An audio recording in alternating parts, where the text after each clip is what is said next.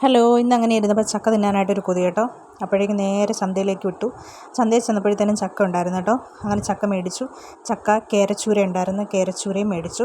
അങ്ങനെ ചക്ക കേരച്ചൂര ഒഴിച്ചുകറി, നെല്ലിക്ക അച്ചാർ. അപ്പോൾ ഇതൊക്കെ കൂട്ടിയിട്ടായിരുന്നു കേട്ടോ ഇന്നത്തെ ഉച്ചയൂണെന്ന് പറയുന്നത്.